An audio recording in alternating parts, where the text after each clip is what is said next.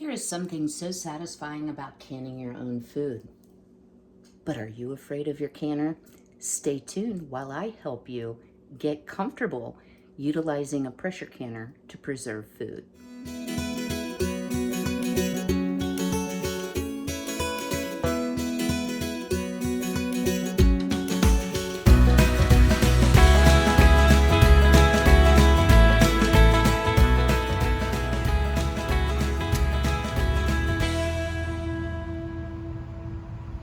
Well, welcome YouTube friends and family to today's canning edition of the Wellness Homesteader. So, some of you may have found this video by searching on how to pressure can. I hope that I can give you some basic principles that will really help your sureness level and get you canning with that canner that's been in the box since you purchased it. So welcome to all my returning subscribers. So glad you're here. And a special welcome to all our new subscribers. We have a lot, so I'm so glad you're here. So I'm standing in front of my canning bounty that I've done over the last 2 days. So on Tuesday, you saw me do the canning video on cold packing tomatoes. Now, this, y'all, is the separated out tomato juice. They will always look like this, but how gorgeous are those tomatoes. All my jars sealed, and I had mentioned that I was going to try freeze drying the skins and then powdering them up and making like a tomato paste or just tomato powder that you could put into soups, stews, etc. Y'all, I got 2 pints of this beautiful, nice, dry tomato powder. So I've really been on a kick lately looking at each thing that I either grow or source. This was sourced, that was sourced. And saying, okay, is there anything else I can do to make use of this item? So whether it's the greens off of carrots, which someone suggested, I actually tried them yesterday on the chickens because I pulled a couple of carrots to see, were they ready? And the answer is no. And the chickens were like, well, it's just so, a little bitter for my taste. They're not spoiled or anything, I swear. However, when we get to the second part of this video, back to using the whole of each fruit, vegetable, whatever that you source or grow, I'm going to show you how I used, if you watched my caramelized onion canning video, how I used all of the ends, the skins, plus some onions I was able to harvest yesterday. So the other thing that I have here, I'm hoping my ring light behaves today, are some really pretty, look at these guys, are those beautiful or what? Beautiful pinto beans. So I did 16 pints. There's 18 quarts of tomatoes, but 6 of them are for my son, so I'll have a dozen left. And I know that doesn't seem like a big container of beans, but if I just want to make a single serving of soup, if I want to do a refried bean out of these pinto beans, or if I want to open them all up and do a big mess beans with a ham hock or something, they're here. Now, what I did do, y'all, is I had some onion broth that, let's see, was canned in 2020 that I got and slid back. That's why I need to clean out all of my pantries again, just do an inventory before we do our winter stock up. I'll share more about that. At any rate, I decided instead of just using water, I would use the onion broth. So most of these are canned in the onion broth. It is really hard to tell any difference between any of them. That one might be a little lighter in the liquid. I know this one happens to be water. But I do think that onion broth is going to impart a really great flavor. And because we're going to be canning onion broth also today, I did not want to just leave something that was 2 years old in the cupboard when I could be utilizing it straight up for a project. So I thought long and hard, because beans are a good thing to learn on, but so are carrots. Carrots are super simple, guys. Let me kind of get things straightened around, and I'm going to give you the 411 on how to use a pressure canner in general. Always have your manual, we'll talk about that. Always make sure that you have watched any videos your canner manufacturer has put out, because the canner I'm going to use today is a Tefal. It may not be just like yours. All right, stay tuned. Let's start out by talking about some basic tools that you're going to need to pressure can. So, I do use a canning mat, but you can put a towel down just to save my counter as well. You're going to need jars. You're going to need rings. You're going to need lids. You do not have to soak your lids anymore. I still do, so I always have a bowl for that. You also need a small container for either warm water or vinegar, and a paper towel to wipe your rims. This is a jar lifter. There's many styles. This is a debubbler. A chopstick or a butter knife also works. A magnetic lid lifter, which if you're not heating your lids, you really don't need. Scoops come in all shapes and sizes. Mine, the things I'm showing you will be linked below. And then some sort of a funnel. This particular one by Prepworks has all of the measurements for your head space as well. Of course, you're going to need the food you're going to process, and you're also going to need your canner. So let's go on over to the canner and let me share a few basics. Anytime you can, you should have a couple basic reference books. One is your manual from your canner, and then the other is an approved canning book. And this is the Amish canning cookbook that I'm using here today. I also have the ball. You can also go online and for free download the USDA guidelines for canning. I'll leave that link as well. So before we begin canning, and y'all, I canned yesterday, so there's already water in here. You do want to inspect your canner. So every canner's a little different, but most will have a pressure gauge. And you notice mine has 1, 2, 3 versus 5, 10, 15 pounds of pressure. It will have some sort of an emergency valve, vent valve. In case your pressure gets too high, it will release rather than blow the lid. And then it will have some way for you to adjust the pressure. Now, a lot of them have like a rocker that has the different, a weighted gauge is what I'm trying to say. My particular one has the choice of vent, 5, 10, or 15, which is 1, 2, 3. So this one is so simple to use, guys. And I confess I always used a Presto non-gauged canner. I think I have videos where I've used it. This is so much easier. All right, inside your canner. Now you will get, let me scoot you, some discoloration from water, but your canner, depending on the model, will come with some racks. So there's a rack on the bottom. You never want to boil your jars directly on the canner bottom, i.e. they will break. If you're doing pints, you can, or half pints, you can stack them. So that's what this extra is for. Not all canners come with the extra. So I thought this morning I would share how to can carrots, because Walmart had their organic baby carrots on sale for, oh no, I forget how much, guys, like a steal. I should have bought more than what I did, but I still have some carrots on the shelf from last year, plus I still have carrots in the garden, so I don't want to be over inundated with carrots. But this recipe actually came from Homestead Tessie, and I will leave a link to her channel below, guys. She has some of her older videos, like yesterday I watched some of her older videos because I've watched every single video Tessie's ever made. I forget what I was watching her make or can.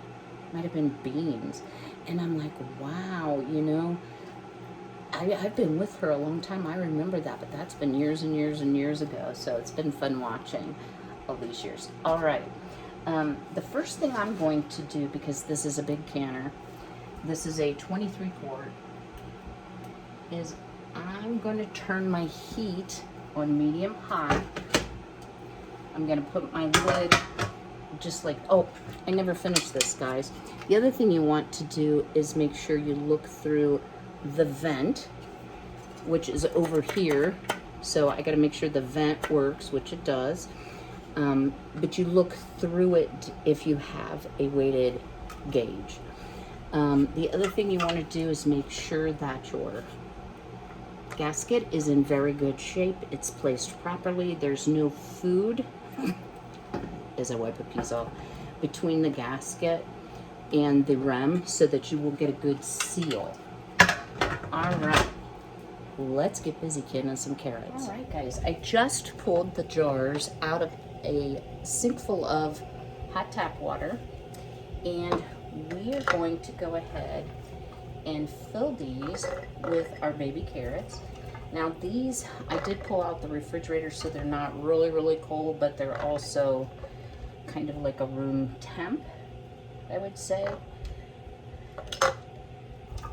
It may not be quite as warm as like the jars. So all I'm doing, guys, I've already washed and pre-trimmed these, is I am just putting these into the jar with about 1/2 inch headspace. Now, because, let these soak for just a minute, because our canner's warming up, because the jars are warm and our water is now hot, we want to fill these with hot water. But before we do so, I'm going to use Tessie's special ingredient, which is onion soup mix. I got a bunch of these on clearance a while back, and I haven't forgotten, y'all. I got my list started of all the different dry mixes that I want to make. Some I already make, but some I have never made, so I'll be sharing that with you. So I am going to put a teaspoon of the Lipton onion soup mix. Aldi sells this for really cheap as well. You don't have to buy the Lipton. It was just on clearance. Now I'm going to fill this up to 1/2 inch headspace, which, let me do this, because it's heavy. Oh, smells so delicious, guys. Oh, that's bad. So a 1/2 inch headspace, if you look at the jar, I wish I could bring you all closer, but I don't know if I can. And it's too hot to hold. Okay, Kim, you're doing a really, really terrible job. There we go. 1/2 inch is between, between these two glass bands. So here is the 1/2 inch, and that's where we want our liquid to be.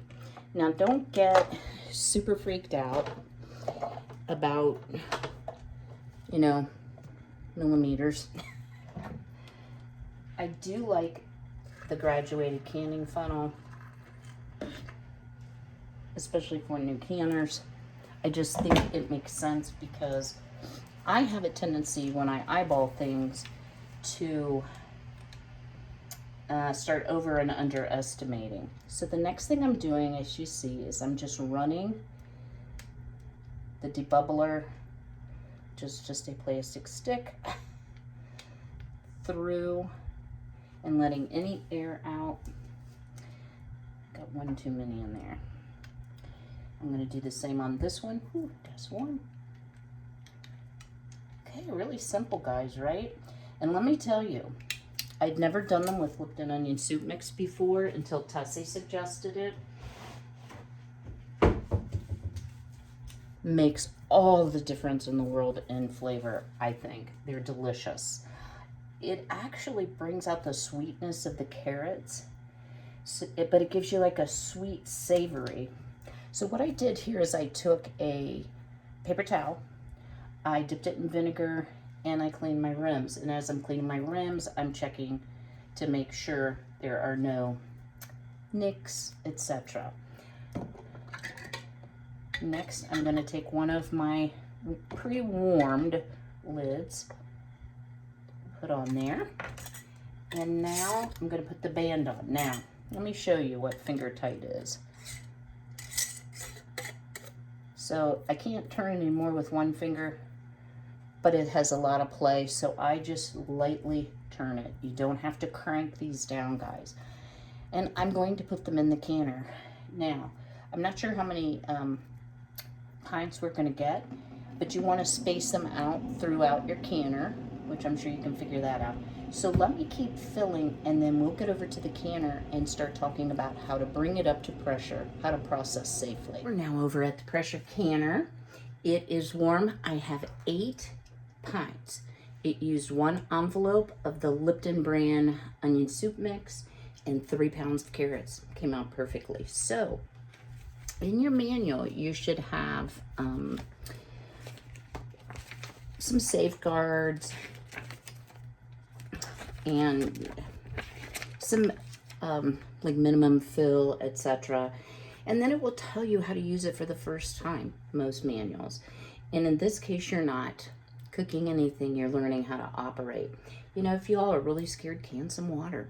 That's a great way to get started. So this will tell you before cooking, these are all the things you need to do. During cooking, this is what you need to do. After cooking. So we have everything in the canner. I'm going to shut the lid. I know I'm going to turn it because the steam comes out here. I have the burner on high. Now let me tell you, it takes quite a while for everything in here to come up to a boil. So I'm going to stay close by. I have my valve set to vent. If you have a weighted gauge, you would just simply pull it off. So the steam can escape for 10 minutes.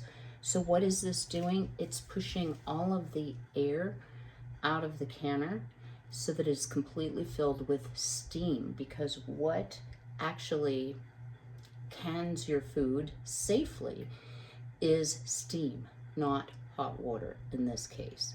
All right, I'm going to let this start venting. When we're venting, I will bring you back, and we're going to get on to canning some onion broth. Now, this part might be a little bit more for advanced canners, but I think this is just super simple, guys. The only thing simpler, I think, are beans, but this is not hard. And if you don't like Lipton onion soup mix, you can put salt. You can just put plain water. You can put almost any spice into a recipe. You just need to follow things that relate to safety. All right, stay tuned for a little bit. I purposely have the lighting changed a little bit here, but see this steam coming out of the pressure valve? Now mine will actually steam harder than that, and now you'll hear it's picking up in intensity as well as volume. So that's why it's good to do a trial run with your canner. A lot of people worry, you know, is my canner going to explode? So let me just tell you a couple things that might ease your mind. First of all, today's canners are much, much safer than the canners that perhaps did explode, let's say in the early 1900s. So in my case, my pressure canner does have an emergency steam release valve. All of them do. So if the pressure inside the canner gets too high and it builds up steam above 15 pounds of pressure, then usually you will pop your safety valve and it will depressurize and bring your attention to the canner. And you never want to be far away from your canner. All right, y'all hear? That's the intensity I get. So let me set my timer for 10 minutes. That's what we want to do, vent-wise. So, you know, a few safety things and reasons that people did, you know, cause a problem with their canner. They took off the weighted gauge or opened the vent valve too soon, and it was just a rush to get out of the canner for that steam under pressure, which is what safely cans vegetables.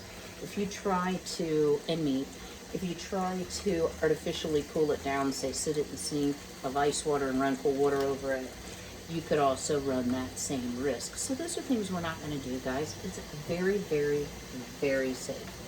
Simply follow your directions. Practice makes perfect. And I promise you all, if you do that, your canner is not going to explode. No liability in that statement. Yeah. I have never had a canner explode. I've never done anything terribly unsafe. I've shared before. My grandma did once. But the reason she did was she did all of the things that you're not supposed to do. And she wasn't canning in jars. She was she was processing vegetable soup. So she was pressure cooking, not canning. She let it get too hot, let it build up too much pressure, and her canner did not have a safety release valve and lost track of it, and the lid blew and left a big stain on the ceiling. She did everything wrong. She wasn't watching it. She had it on a gas flame on high.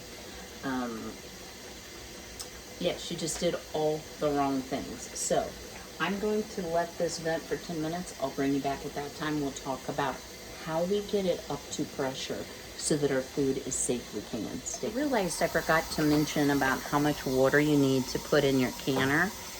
So your manufacturer's directions will tell you. Usually for a canner of this size, it's about 3 quarts of water. So you're not trying to cover the jars. You're simply trying to make enough water so that it doesn't boil dry, of course, so that it will create the steam. I apologize. All right, it's been 10 minutes. So for my canner, I am going to turn it to 2. If you just have the jiggler kind, I keep calling it a weighted gauge. A weighted gauge technically has the poundage on it. You would go ahead and put your jiggler on.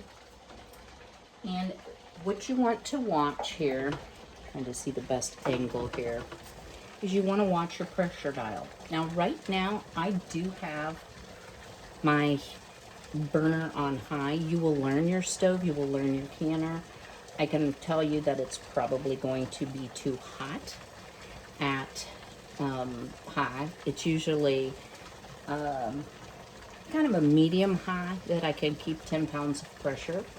One of the things you want to remember is you must keep your contents under as much pressure as the recipe calls for continuously. So if you turn your burner down too far, you have to start your timing over, which can be super frustrating, let me tell you. So as I said, you will learn your canner, you will learn your stove. So I'm hoping that you all can see the pressure gauge rising. And it does take a little bit. And we're not going to start timing our carrots until we reach anywhere in the green number 2. All right, so what does the directions say? It says process pints for 25 minutes and quarts for 30. And I will be doing an additional 5 minutes because of my altitude. So let me just talk a little bit about the canner as we wait for the gauge to come up and how this works to keep us safe from botulism. So I've already explained that it's steam under pressure that is raising the temperature. So y'all think back to your science class. What's the boiling point of water? It's 212. What temperature does your product have to reach over a specific amount of time to kill botulism spores?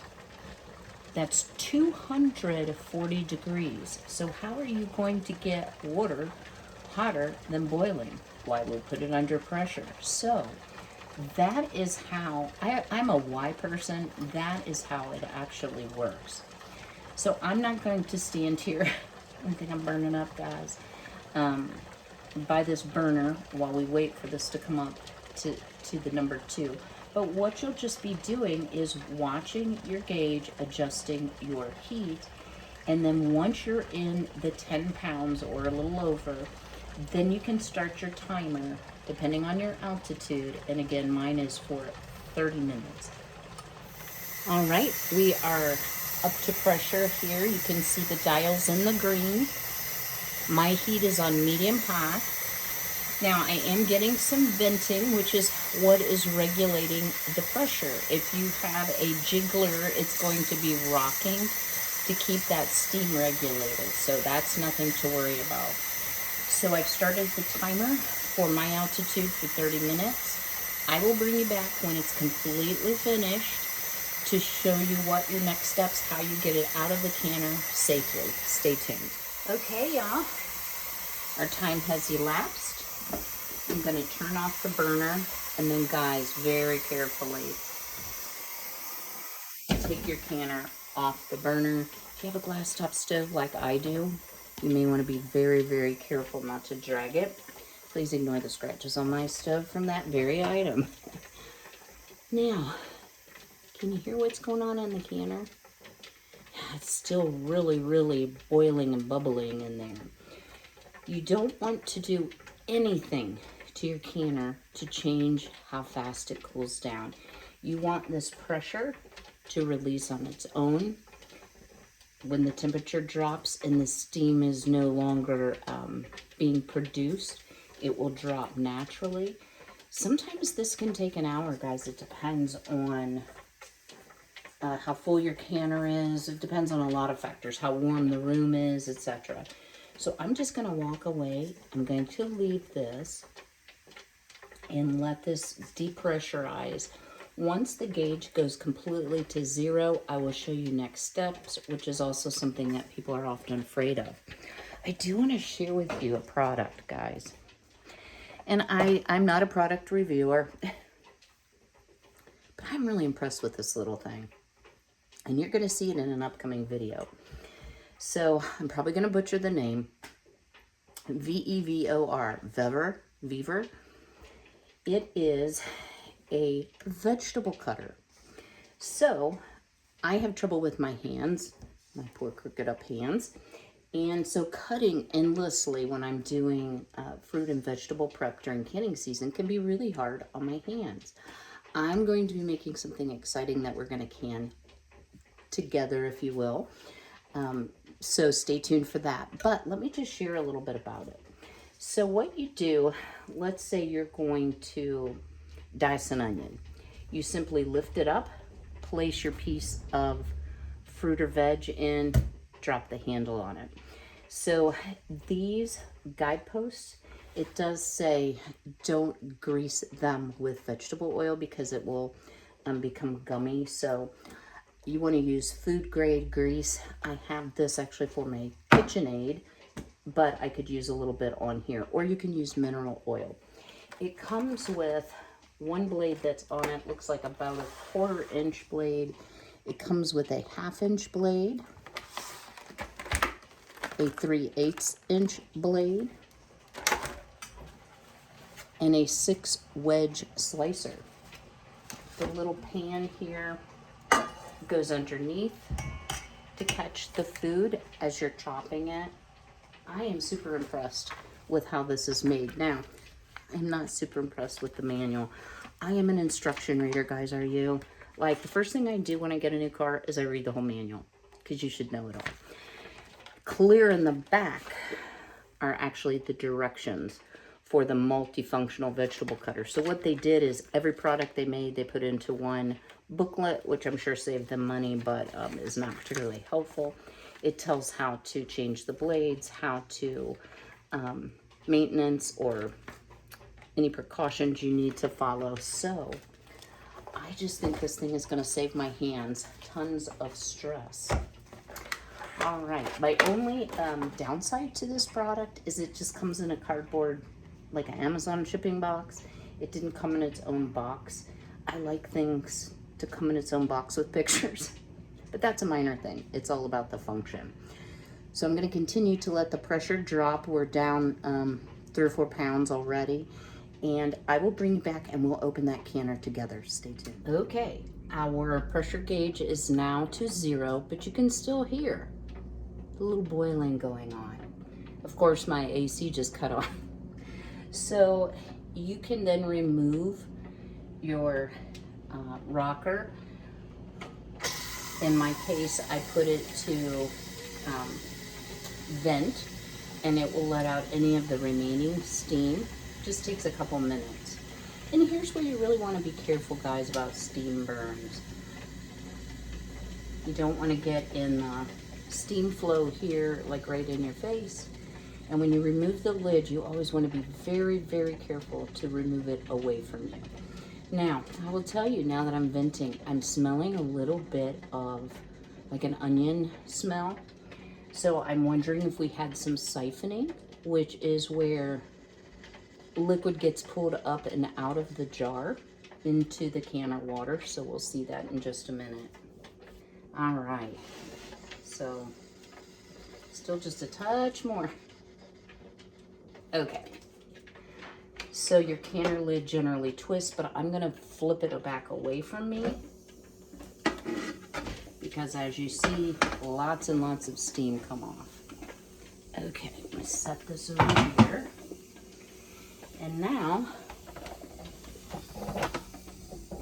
doesn't really look like we've had a bunch of siphoning, maybe a little bit.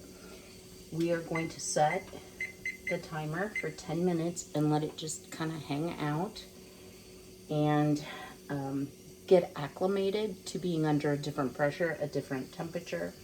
Once that is done, we can pull the jars, and I'll talk a little bit about how you should let your jars sit, how to label them, etc. Stay tuned. Our 10 minutes have elapsed, so let's pull one of our jars. And look at these beauties. Yes. Guys, it really doesn't look like there was any siphoning or any liquid that came out the jars. So what I'm going to do here is go straight from the canner over to a mat. You could use a dish drying mat. You could use a couple dish towels. You can use a true canning mat, which I know y'all are gonna ask. I'm not sewing right now. With the garden, the chickens, and Mom, I just don't have time, guys, I'm sorry. So let's get these out of the canner and we'll go on to canning some onion broth. You don't wanna miss it. Stay tuned. Our beautiful canned goods are growing. So here's what I mean by a canning mat. So actually when I'm sewing them, it's 2 layers of fabric and a layer of Insulbrite, which is an insulating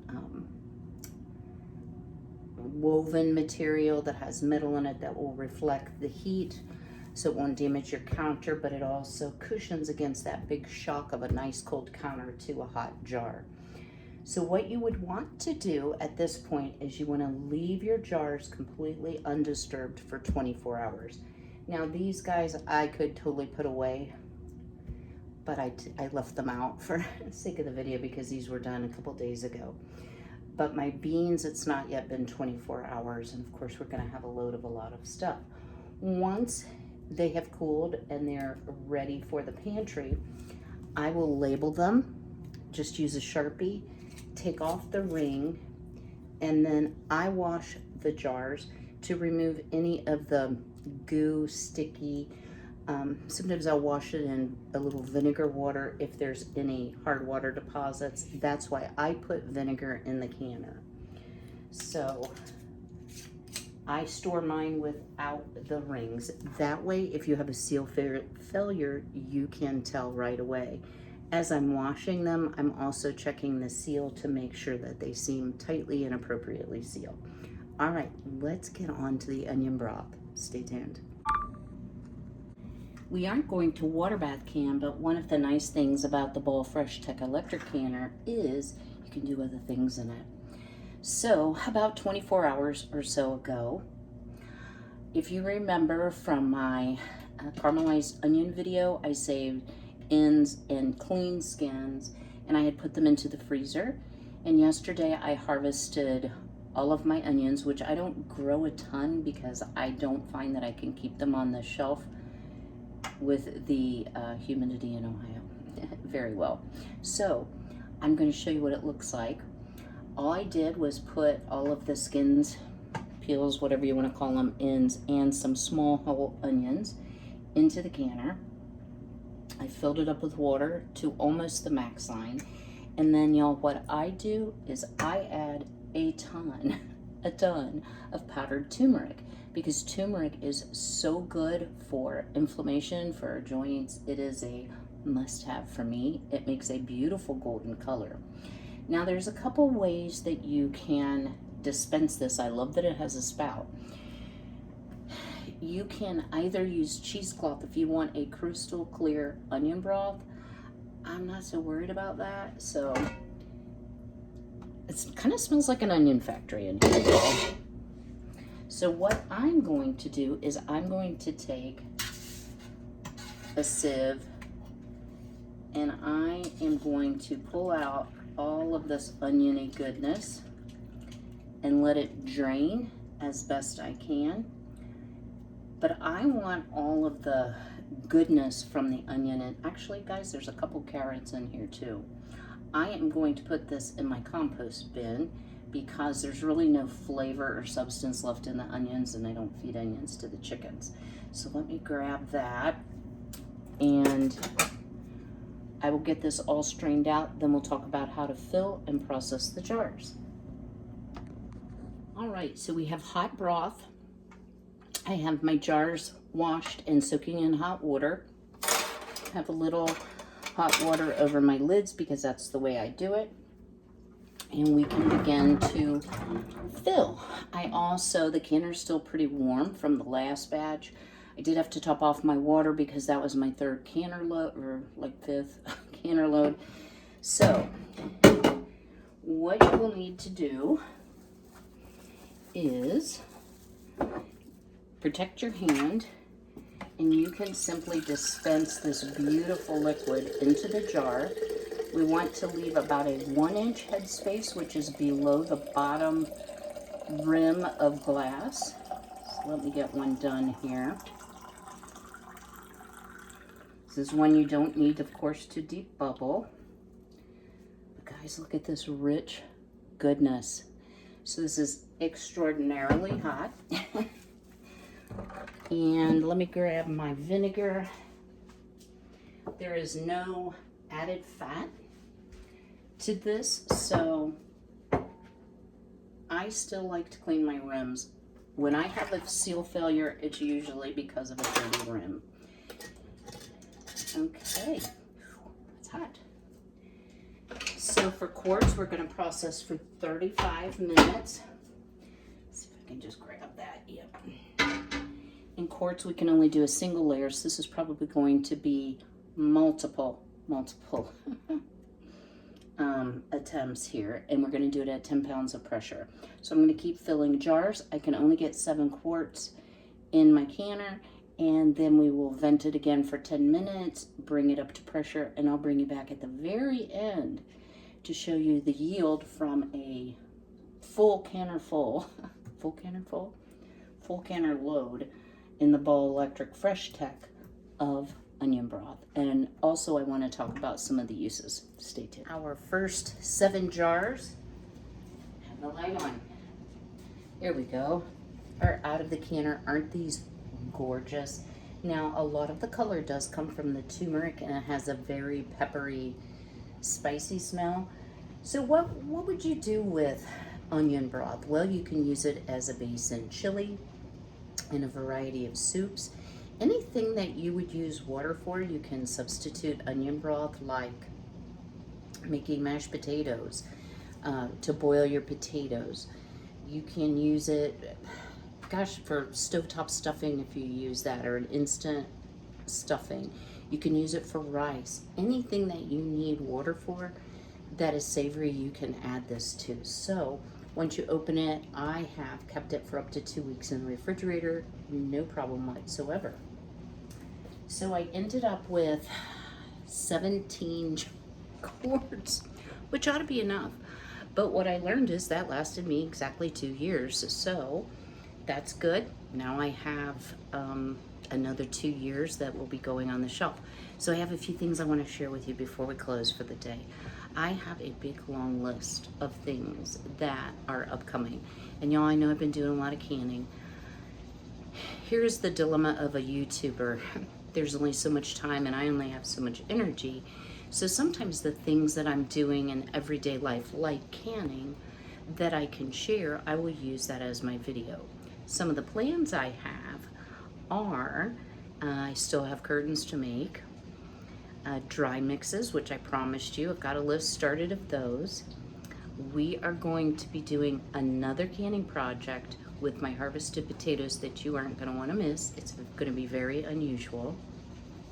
I am going to do a video by request on just all things chickens, what I've learned, what has worked, what hasn't worked, what products I like. So it'll be a relatively short video, but that will be coming up. Of course, garden updates, maybe some freeze drying or dehydrating. And then this year, I am going to do a fall stock up. And so I'm going to start going through my pantry. It doesn't need organized so much as inventoried. Figure out what I have, what I need, so I can get a good base stocked up. So I will bring you along for that. Might give you some helpful ideas in preparing for winter. Where I live, we get a lot of ice and snow and very cold temperatures. So it's nice to have a lot of food on the shelf and not have to worry. And needless to say, price increases, shrinkflation, all the things that make you very grateful that you have a lot of food on your shelf. I hope you've enjoyed this video. I hope it's helped you if you've been nervous about your canner. If you have any questions, drop me a comment below or just a comment. Love to hear from you as always. I will see you again on Saturday. I always have to think ahead, Lord willing. And until then, be well, be healthy, be blessed, and take care.